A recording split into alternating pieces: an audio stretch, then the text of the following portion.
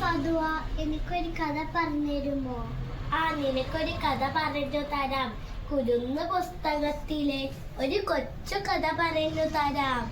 കഥയുടെ പേരാണ് മുയൽക്കുട്ടന്റെ ഭാഗ്യം. ഇത് ആരാണോ നിനക്ക് എഴുതിയതെന്ന് അറിയാമോ? ജോസ് പ്രസാദ്. ഒരു ക്യാരറ്റ് കടിച്ച് ചാടി ചാടി വീട്ടിലേക്ക് പോവുകയായിരുന്നു മുയൽക്കുട്ടൻ.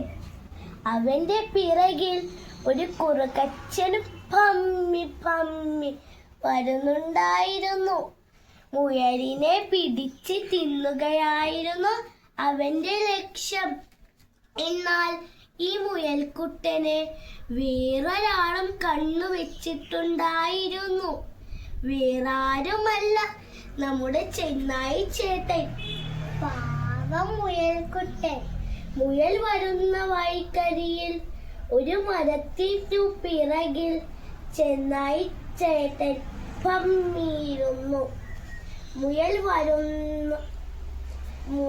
അടുത്തെത്തിയപ്പോൾ ചെന്നായി ഒറ്റ ചാട്ടം അല്പം വൈകിപ്പോയി. മുയലിന്റെ തൊട്ടു പിറകിലുണ്ടായിരുന്ന കുറുക്കന്റെ മേലാണ് ചെന്നായി ചെന്നു വീണത്. ഇതൊന്നും അറിയാതെ മുയൽക്കുട്ടൻ മുന്നോട്ട് ഓടിപ്പോവുകയും ചെയ്തു. പ്രതീക്ഷിക്കാതെ ചെന്നായി വന്നു വീണപ്പോൾ അടി തെറ്റി വീണു. കുറുക്കന്റെ കാൽമുട്ട് പൊട്ടി. ചെന്നായിക്ക് നിലത്തു വീണ് തോളിലെ അല്പം തൊലി പോയല്ലാതെ ഒന്നും സംഭവിച്ചില്ല. പക്ഷേ രണ്ടു പേർക്കും കൊതിച്ചത് കിട്ടിയില്ല.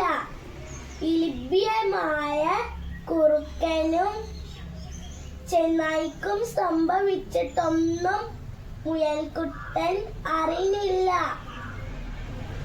അവൻ അപ്പോഴേക്ക് തന്റെ മാളത്തിലെത്തി ഉറക്കം തുടങ്ങി. നിനക്ക് എന്റെ കഥ ഇഷ്ടമായോ? എനിക്ക് കഥ ഇഷ്ടമായി. മുയൽക്കുട്ടൻ രക്ഷപ്പെട്ടു. ചെന്നായും കുറുക്കനും നല്ല പണി കിട്ടി.